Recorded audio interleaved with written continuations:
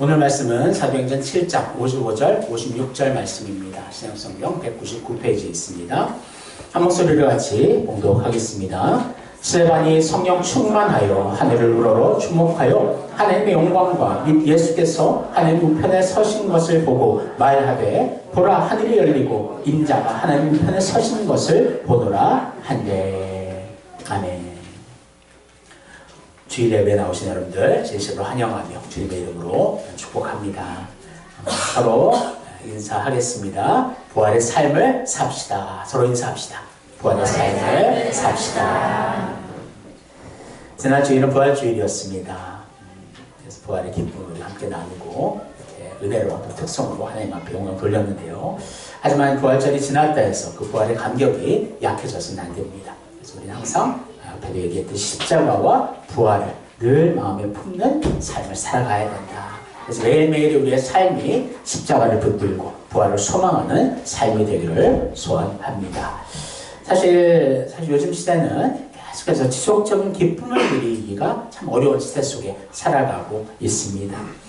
이 세상 속에서의 기쁨들은 특징이 뭐냐 하면 순간적으로 아주 막 기대가 되고 소망이 되는데 그것을 딱 막상 붙잡으려 하면 그 기쁨은 신기루와 같이 온데간데 사라져버리는 그런 특성들이 있습니다.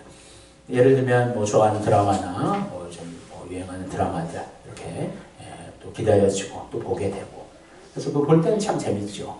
그 다음 주에는 어떤 뭐 일이 있었을까 막 그런 이제 재밌는 그런 상상들을 하게 되는데 하지만 그것 또한 순간적인 것 같아요. 만족하는 어떤 영화나 드라마를 보고 나서는 또한 순간 찾아오는 그런 허무감들이 생기게 됩니다. 그래서 이 세상의 기쁨들은 그런 것 같아요. 물질들 그렇고 더 우리가 많이 더 우리 안에 또 채워놓고 물질을 더 움켜쥐고 가지면 어느 정도 되면 만족할 것 같은데 그 만족들이 더욱더 큰 욕심으로 변질되어가는 모습들을 보게 됩니다. 뭐 여행을 가고 뭐 맛있는 것을 먹고 그런 것도 마찬가지예요. 어떤 목표를 순간 이루게 되면 그것은 그냥 사라져버리는 그런 순간적인 쾌락이 되어버리는 것이지요. 그래서 우리는 어떤 기쁨을 추구해야 될까? 변질되지 않는 기쁨이 무엇일까? 바로 부활하신 주님을 바라보는 그 기쁨인 줄을 믿습니다.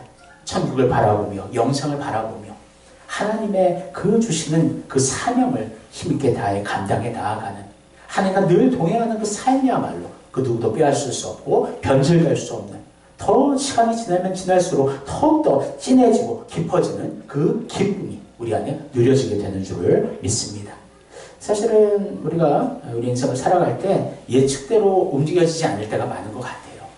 특별히 어떤 자녀들이 있는 가정들은 갑작스러운 또 질병과 또 감기와 갑자기 열이 오르고 갑자기 건강하다가도 그렇게 또 아프고 그런 것을 만났을 때 사실 우리는 처음엔 당황을 하고 어떻게 해야 될지 걱정도 하게 됩니다.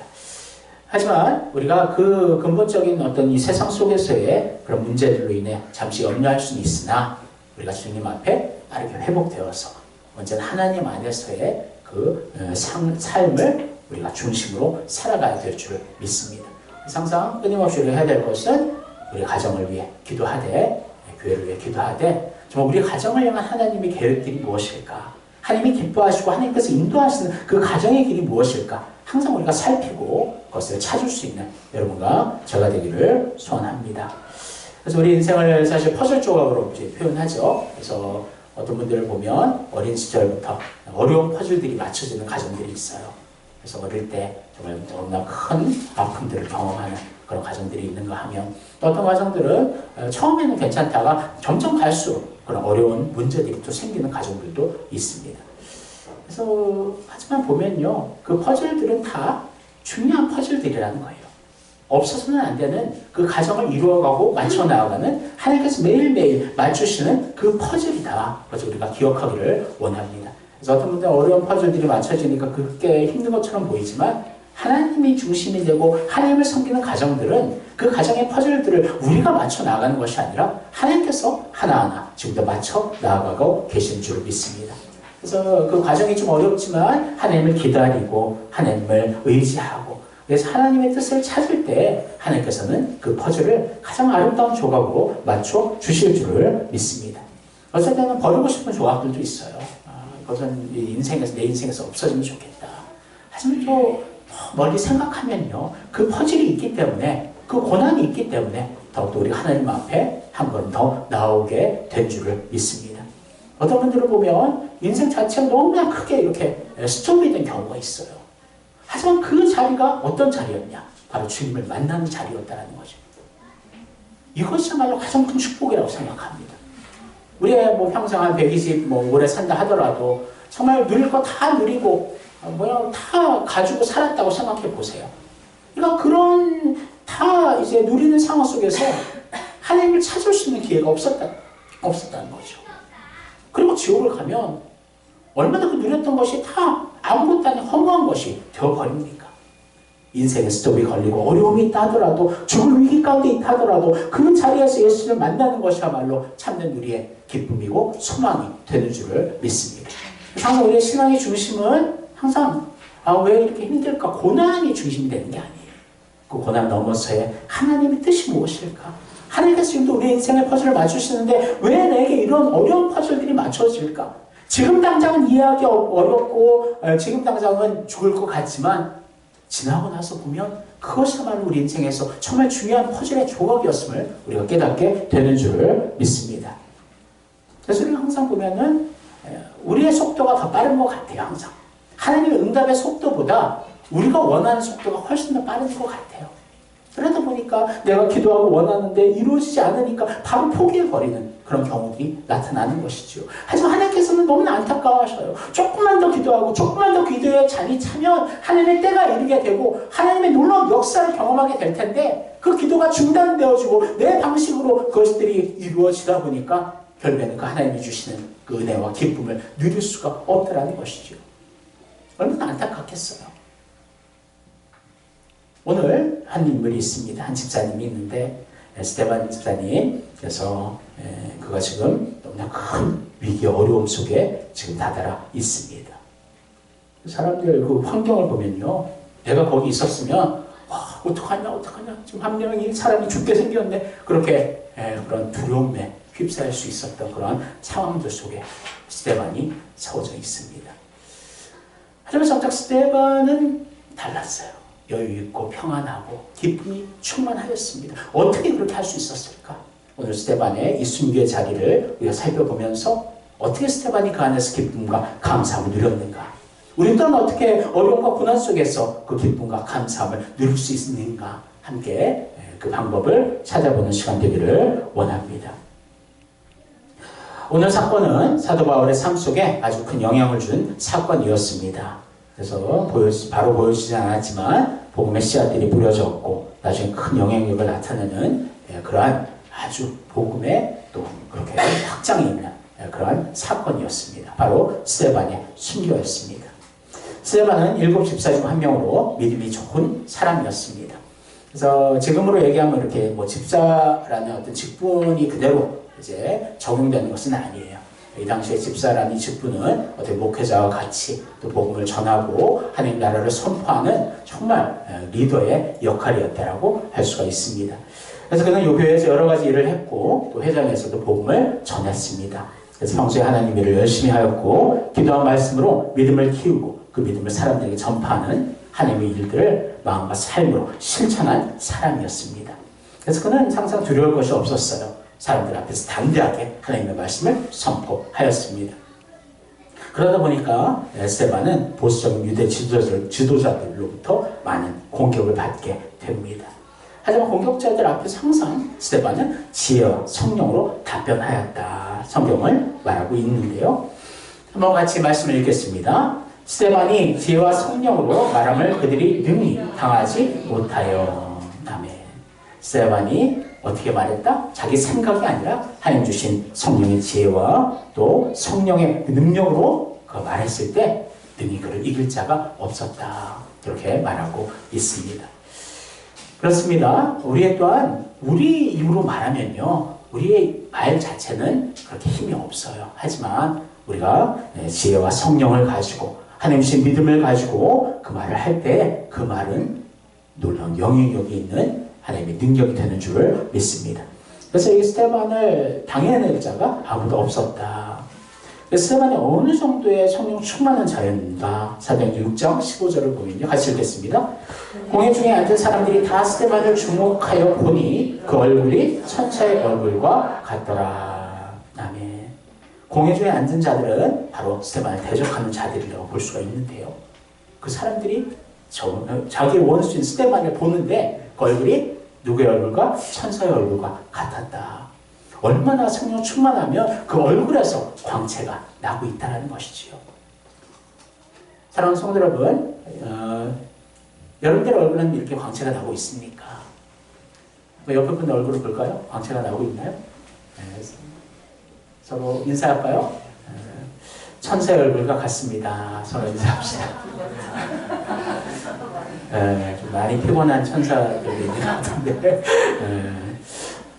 사실 예수 믿는 자들의 모습은 항상 이렇게 담대하고 그 안에서 얼굴에서 그리스도의 광채가 날 만큼 항상 주님 안에서 성령의 충만함이 있어야 될 줄을 믿습니다. 그래서 여러분들 얼굴만 봐도 사람들이 아니 뭐 기쁜 일이 그렇게 없을 텐데 왜 그렇게 기쁘냐? 왜 그렇게 평안하냐? 그런 질문을 여러분과 제가 받았으면 좋겠습니다.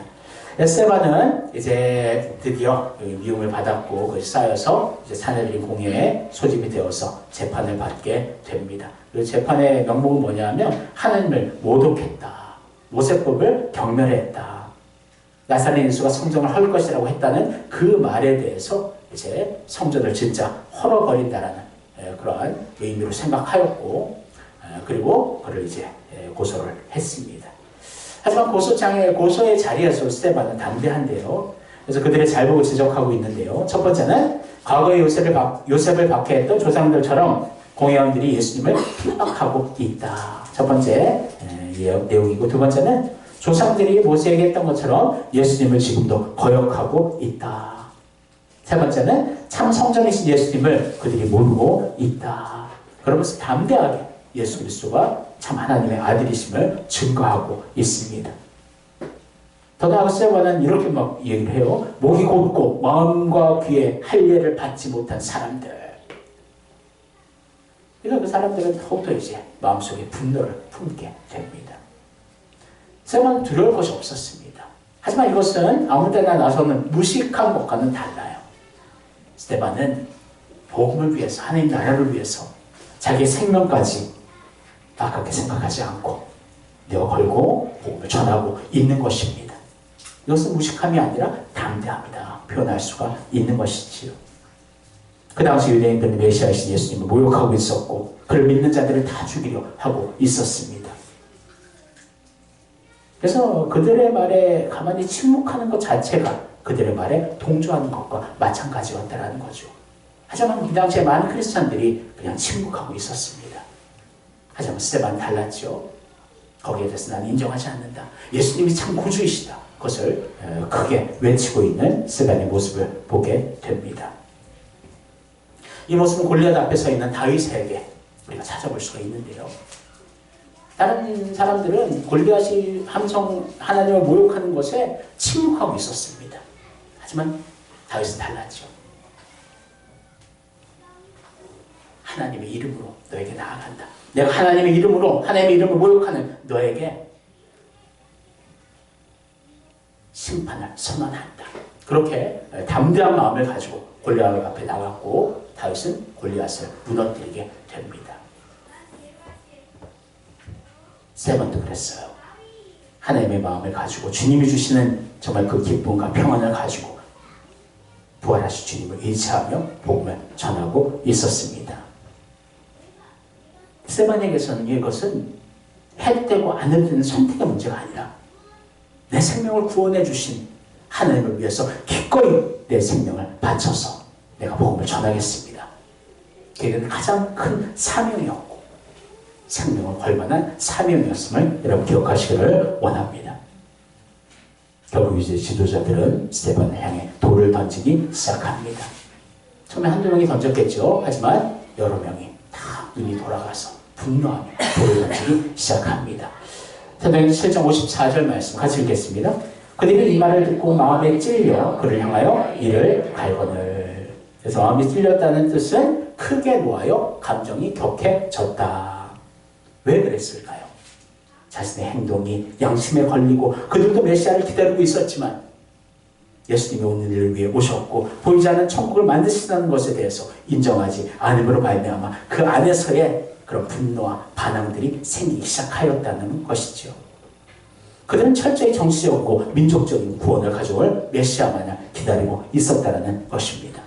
이미 자기들이 만들어 놓은 그 메시아 모습을 자기의 마음에 품고 있었다는 것이지요.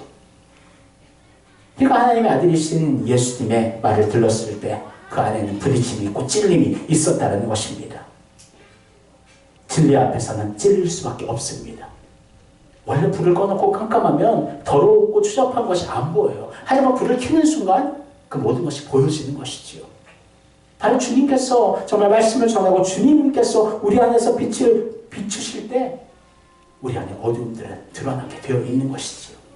그래서 찔림이 나타나게 되는 것입니다. 근데 그들은 그 찔림 속에서 어떻게 행동하였을까? 오히려 진리를 거부하고 소리치고 맞고 돌을 던지기 시작합니다. 이것은 유대인들의 사용법이었는데요. 신성 모독죄의 제명으로 돌을 맞는 스데반. 스데반은 그 가운데에서도 성령이 충만하였고 하나님을 바라보았다 이야기하고 있습니다.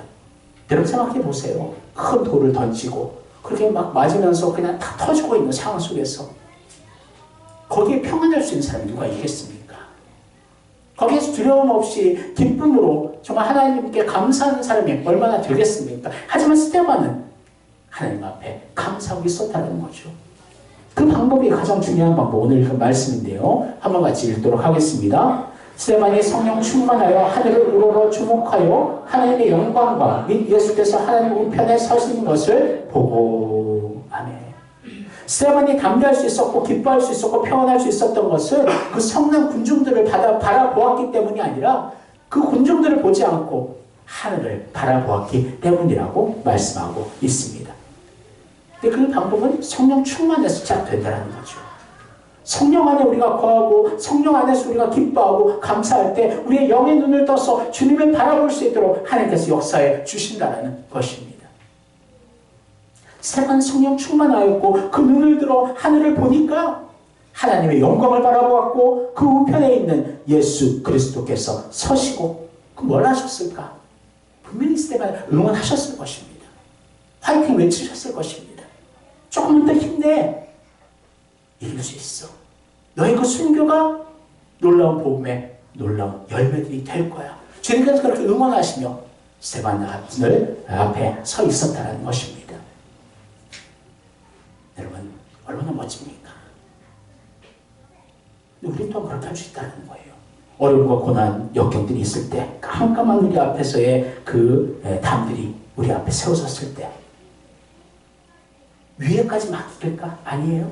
위에는 언제나 열려 있습니다. 하나님을 우러러 바라볼 때 우리는 성령 충만함을 통해서 언제나 하나님의 영광을 볼 수 있고 예수 그리스도께서 우리를 응원하시는 주님의 모습을 언제나 볼 수 있음을 여러분 믿으시기를 바랍니다. 그래서 얼마나 스데반이 기뻤는지 이렇게 고백하고 있습니다. 같이 읽겠습니다. 말하되 보라 하늘이 열리고 인자가 하나님 우편에 서신 것을 보더라 한데. 아멘.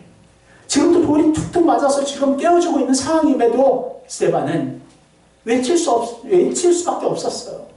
하나님이 나를 보고 있어. 예수님이 보여. 그렇게 스데반은 그 안에서 기뻐하고 감격하고 있는 스데반의 모습을 볼 수가 있는 것입니다. 사랑하는 성도 여러분, 주님께서 지금 우리를 일어난다는 의미는 우리만을 주목한다는 거예요. 우리만을 집중한다는 거예요. 주님은 지금도 우리를 집중하고 우리를 주목하고 계십니다. 어떤 죄를 지면 혼내려고 그것이 아니라 우리 연약함 속에서도 우리가 주님 안에서 다시 회복하고 일어나기를 주님께서 지금도 날마다 응원하고 계시다는 거예요. 주님 분명히 천국에 계십니다. 주님 보내신 성령님께서 우리 안에서 역사하시는 것이지만 동시에 주님께서는 우리 안에 함께 계시다는 거예요. 그래서 우리를 지금도 사탄이 참수하는 자로 우리의 죄악들을 하나님 앞에 고발하지만 예수님 우리를 날마다 순간순간마다 우리를 지금 변화하고 계시고 우리를 보호하고 계시다는 것입니다. 이렇게 되면 이제 많은 분들은 어떤 놀라운 그런 기적과 변화를 예측을 해요. 그러니까 많은 크리스찬들이 기본적으로 그런 마음이 있는 것 같아요. 그러니까 고난이 있고 어려움이 있어요. 우리가 기도하면 그 고난과 어려움이 딱 사라지고 뭔가가 이렇게 반전이 있고 뭔가 놀라운 그 기쁨과 축복의 결론이 있기를 우리는 바라는 것 같습니다. 하지만 그렇게 안 될 때가 많아요. 그렇게 되는 경우도 있죠. 하지만 오히려 그 역경들이 더 커지고 그 문제들이 더 강해질 때도 있다는 거예요. 그것을 인정해야 된다는 거예요. 왜냐하면 우리는 지금 당장의 단문밖에 못 봅니다. 앞으로 인생 1분 1초도 어떻게 될지 모르는 존재이기 때문에 우리는 지금 당장은 절망하고 넘어질 수밖에 없죠. 하지만 그럼에도 불구하고 하나님은 시간과 공간을 초월하신 하나님이시기 때문에 하나님 앞에 모든 것을 맡기고 온전한 믿음으로 하나님을 의지할 때 그 기쁨은 꺾이지 않는다라는 거예요. 그 소망은 절대 파멸되지 않는다라는 것입니다. 쌤은 마찬가지예요. 이렇게 막 주님을 바라보아서 주님이 오른쪽에 서셨어. 그럼 주님께서 막 한마디 하셔서 막 그 성난 군중들이 다 무너지고 도망가고 할 것 같은데 그러지 않았다는 거죠. 한번 말씀을 계속 읽어보기를 원합니다. 같이 읽겠습니다. 그들이 큰 소리를 지르며 귀를 막고 일제히 그에게 달려들어. 그 하나님의 영광을 바라보고 주님 우편에 서신 모습을 보면서 그는 더욱더 그 안에서의 그런 분노와 그런 완전히 이제는 광기 없는 모습으로 스데반을 향해 더 달려들기 시작했다라고 말하고 있습니다. 그래서 그 돌들을 던지기 시작하는데요. 하지만 스데반은 거기서 움츠리지 않았다는 거예요. 그 영혼들을 불쌍히 여기고 있습니다. 스데반의 이 고백을 한번 살펴보기를 원합니다. 같이 읽겠습니다. 그들이 돌로 스데반을 치니 스데반이 부르짖어 이르되 주 예수여 내 영혼을 받으시옵소서 하고 스데반의 기도를 한번 보세요. 주여 그들의 돌을 던지는 것을 멈춰 주옵소서. 그렇게 기도하지 않았어요. 내 영혼을 받아 주옵소서. 스데반은 알고 있었어요. 자기가 순교하고 그 피가 흘려질 것을 스데반은 너무나 당연한 것으로 여겼다는 것입니다. 어떤 기도의 반전과 이 세상 속에서의 내 단면을 바라보고 그 문제의 해결만을 위해 기도한 것이 아니라 하나님 아버지의 마음을 가지고 나의 이 죽음을 통해서 놀라운 복음의 역사가 나타나기를 소망하며 주님께 자기의 영혼을 받으시옵소서 고백하고 있었다라는 것입니다. 이 말씀이 기억나더라고요. 한번 말씀 읽겠습니다. 우리가 살아도 주를 위하여 살고 죽어도 주를 위하여 죽나니 그러므로 사나 죽으나 우리가 주의 것이로다. 아멘. 스데반 자기의 죽음도 하나님의 것임을 고백하고 있는 거예요. 내 영혼을 받으시옵소서. 내 기꺼이 내 영혼, 내 삶을, 내 생명을 하나님 앞에 드리겠나이다.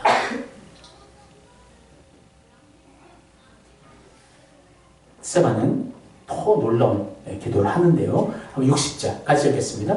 무릎을 꿇고 크게 불러 이르되 주여 이 죄를 그들에게 돌리지 마옵소서 이 말을 하고 자니라. 이건 주님 하신 말씀을 정말 똑같이 이제 어떻게 보면 이제 뭐 따라했다라기보다는 주님신 마음으로 이렇게 고백한 것 같아요. 주님께서 하신 말씀 한번 다시 읽어보겠습니다. 이에 예수께서 이르시되 아버지 저들을 사하여 주옵소서 자기들이 하는 것을 알지 못함이니이다 하시더라. 그들이 그의 옷을 나눠 제비 뽑을세. 아멘. 예수님의 이 고백처럼 그 영혼을 향한 그 용서를 진정으로 구하는 스데반의 모습을 보게 됩니다. 그럼 이 말을 하고 잤다. 이 잔다라는 표현은 에코이메데라는 단어인데요. 평화로운 죽음을 상징할 때 나타내는 용어입니다. 그래서 잔다. 이 표현들이 가끔 나오는데요. 그러니까 이렇게 돌에 맞아 죽어가고 있는 상황에서 그는 평안하였고 자는 것처럼 하나님 품으로 들어갔다라는 거예요. 얼마나 놀랍습니까? 주님을 바라보는 정말 그 부활의 주님을 바라보는 그 시선을 통해서 스데반은 어떤 두려움도 어떤 걱정도 염려도 그를 엄습할 수가 없었다는 거예요. 마지막 죽음의 마지막 호흡의 자리에서까지도 천국 바라보며 주님 앞에 나아가는 스데반의 정말 기쁨과 평안을 우리가 바라보기를 소원합니다. 이렇게 스데반 순교를 합니다. 그럼 이제 또 우리가 또 생각을 합니다. 아, 이 사람이 이렇게 순교했으니까 사람들이 뭔가 이렇게 깨닫는 사람들이 있었겠지. 아, 바울이 여기에서 다 어떤 찔림을 받았을까? 그렇게 생각을 하는 또 사람들이 있는데 그 역전은 없어요. 여기는 한번 말씀을 계속 읽어보기를 원합니다. 성 밖으로 내치고 돌로 칠세 증인들이 옷을 벗어 사울이라 하는 청년의 발 앞에 두니라. 사울은 그가 죽임당함을 마땅히 여기더라. 그날에 예루살렘에 있는 교회에 큰 박해가 있어 사도 외에는 다 유대와 사마리아 모든 땅으로 흩어지니라. 아멘. 사울의 앞에 스데반의 옷이 놓여졌습니다. 그래서 왜 그러면 증인들이 왜 옷을 벗어 사울 앞에 두었는가? 설명이 성경에 지금 나오지 않지만 그 당시의 역사적인 정황들을 보면요, 이제 항상 이래 그런 이제 어떻게 돌로 쳐서 죽었잖아요. 어떤 사람이 죽임을 당했습니다. 거기에 대한 정당한 그런 이유와 그러한 결과들이 있어야 되는 거예요. 아무리 그 당시에 돌로 칠 수 있는 그런 법들이 있다 하지만 왜 돌로 쳐서 그 사람이 죽었는가에 대한 책임져 주는 사람이 있어야 된다는 거죠. 근데 그 책임을 지는 사람이 바로 사울이었다는 거죠. 그러니까 젊은 나이, 아주 젊은 사람인데 벌써 그 권세와 힘이 있었다는 것이고 어떤 고위직에 있었던 것 같아요. 그러니까 우리가 이렇게 돌로 쳤는데 사울, 당신이 모든 것을 책임지세요. 그렇게 그 앞에 옷을 다 올려놓았다는 것입니다. 근데 사울의 모습은 어떤 모습인가? 그가 죽인 당을 어떻게 여겼다 말하고 있죠? 마땅히 여기더라. 그 죽음의 모습을 보면서 당연히 이 사람은 하나님을 모독하였고 죽을 사람이 죽은 거야. 그렇게 사울은 그렇게 인정했다는 거죠. 아무 변화가 없어요. 사울의 마음에는 지금 이때까지도 악함이 가득하 있습니다. 그리고 나서 더 나아가 교회에 큰 박해가 있어서 사도 외에는 다 온 땅으로 흩어졌다. 이때가 시점으로 해서 더 큰 박해들이 생겼다라고 말씀하고 있습니다. 사실 우리의 예측과는 좀 빗나가는 것 같아요. 바로 어떤 열매가 있고 변화가 있기를 원하는데 아무런 변화가 없고 오히려 더 악화되고 있는 모습을 우리가 보게 되는 것이죠. 하지만 이것으로 스데반의 죽음이 헛된 죽음이었을까? 그것이 아니라는 것입니다. 지금 당장은 정말 더 박해들이 커지고 우리가 알지 못하는 그런 고난과 어려움들이 생기지만 이 피가 흘려짐으로 말미암아 나중에 놀라운 복음의 확장들이 있게 된다는 것을 여러분 기억하시기를 원합니다. 사울이 그 당시에는 스데반이 죽는 걸 당연히 여겼겠지만 다메섹으로 가는 길에 주님을 만나고 나서는 그 스데반의 죽음이 머릿속에 계속 생각났을 거라 생각합니다. 어떻게 그렇게 죽음 앞에서도 하나님 바라보며 주님 바라보며 그렇게 기쁨으로 잠자듯이 하나님 품으로 갈 수 있었을까? 정말 그 모습이 평생 사도 바울에 각인되었을 것 같아요. 사랑하는 성도 여러분, 스데반의 순교는 헛된 죽음이 아니었습니다. 이 순교의 피가 흘려지면요 얼마나 큰 복음의 능력이 나타나는지 우리가 역사를 통해서 알 수가 있습니다. 스데반의 피뿐만 아니라 이 당시에 많은 기독교인들이 특별히 이제 네로 시대 때가 가장 큰 박해가 있었는데요. 그 콜로세움에 아니면 원형 경기장에 다 몰아세워놓고 파형을 당하고 사자에게 뜯기고 창으로 찔리고 얼마나 많은 정말 그러한 실험과 같은 그런 죽음들을 많이 당했는지 우리가 역사를 통해 볼 수가 있습니다. 오히려 사람들은 그 안에 몰려서 그것을 하나의 경기처럼 생각하고 즐거워했다라고 말하고 있습니다. 결국은 어떻게 됩니까? 결국에는 나중에 이 기독교가 로마의 국교화가 되는 것이죠. 놀라운 역사가 일어나게 됩니다. 결국에는 로마는요 그렇게 향락과 사치를 통해서 결국에는 로마라는 나라가 이제 무너지게 되는데요. 우리가 넓게 바라보면요, 이 순교의 피가 그냥 그 당시에는 아무것도 아닌 헛된 피처럼 보이지만 하나님의 눈에서는 그 피야말로 놀라운 복음의 확장 능력이 된다는 것을 믿으시기를 바랍니다. 우리나라에 복음이 어떻게 들어왔습니까? 항상 제가 강조하죠. 과거 제가 제가 어렸을 때는 아이고 나이가 좀 많으신 선교사님들이라 생각했어요. 하지만 그렇지 않더라고요. 다 20대 간 넘겨서 신학을 시작하고, 하지만 복음을 향한 그 뜨거운 그런 열정을 가지고 한 번도 뭐 들어보지 않았던 이 낯선 이 대한민국이라는 나라를 바라보며 그 땅으로 들어갔다는 거죠. 그 당시에 이제 조선이라는 이름을 썼겠고, 그 당시에는 쇄국 정책이 얼마나 크게 일어나고 있었는지, 그래서 그냥 배가 오는데 그 배 자체를 그냥 불태워서 뭐 땅도 제대로 밟아보지 못하고 순교한 그 젊은 선교사님들이 얼마나 많았는데, 하지만 그 피가 헛된 피가 아니었다는 거예요. 결국에는 이 땅에 그 순교의 피 위에 교회들이 세워졌고, 과거 생각해보면 평양이라는 이 땅에 정말 놀라운 부흥의 역사가 일어나고 평양 대부흥운동이 일어나면서, 이것은 전국적인 정말 그 하루 이틀이 아니라 일주일, 2주일 그 단위로 회개하고 기도하는 놀라운 성령의 역사가 나타나는 시기였다는 것입니다.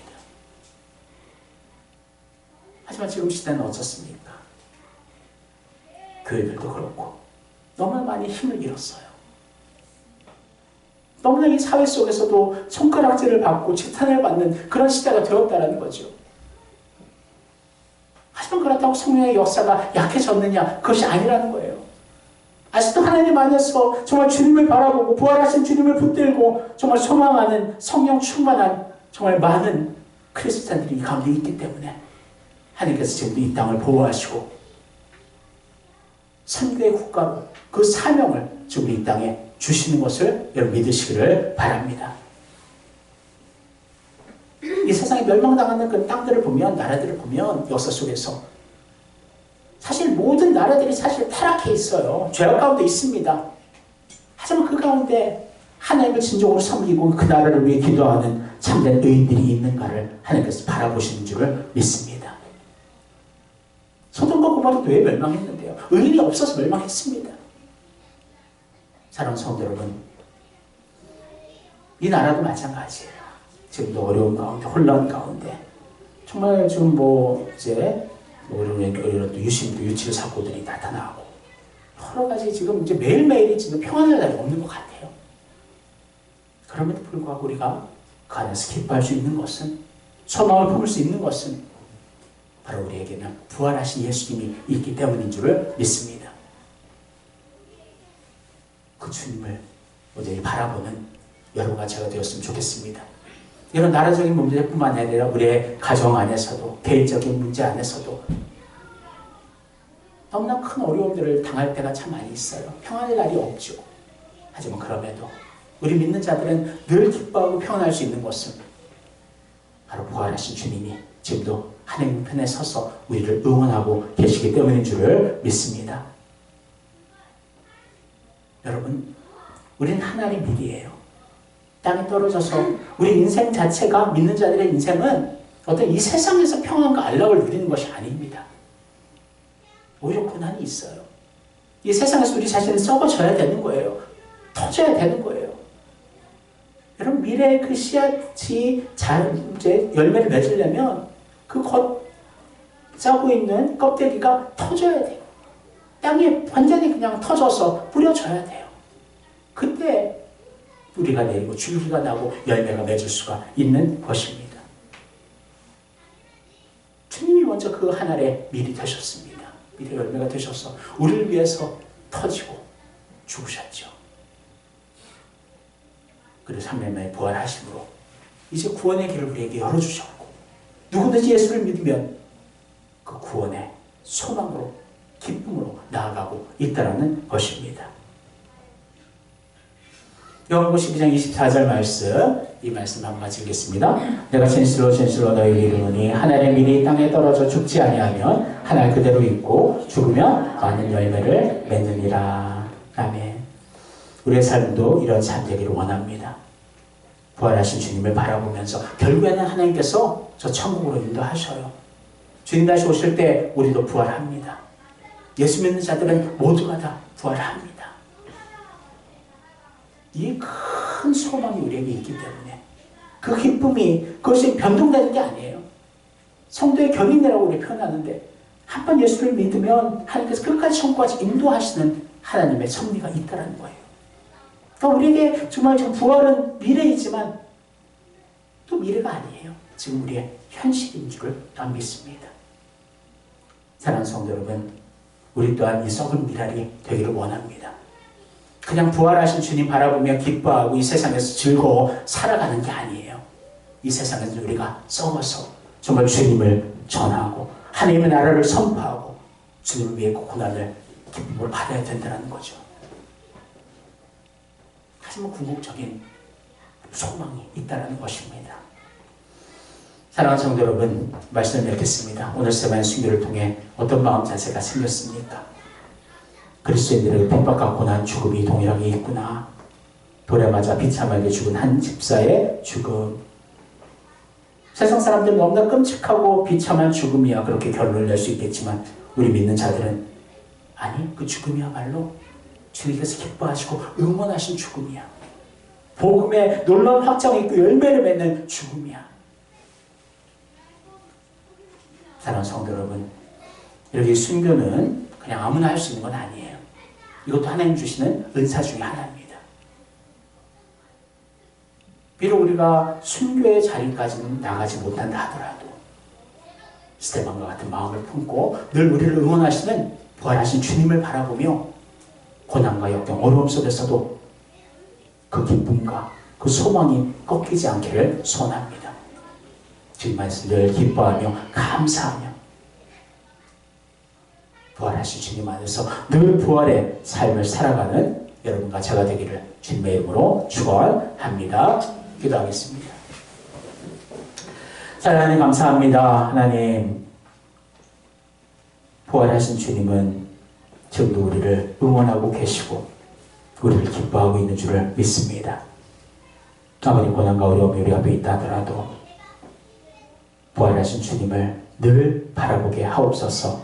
세번처럼 그렇게 죽음의 앞에서도 주님 바라보니까 기쁨과 감사, 평안함이 넘친 그 모습을 우리도 닮아 어떤 상황 속에서도 주님 안에서 기뻐하게 해주시고 우리 자신이 썩은 미랄 되어서 복음의 놀라운 열매들이 우리를 통해 이 땅에 심어지게 하옵소서.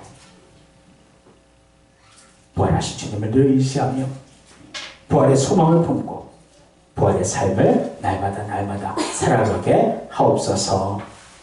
감사하며 예수님의 이름으로 기도합니다. 아멘.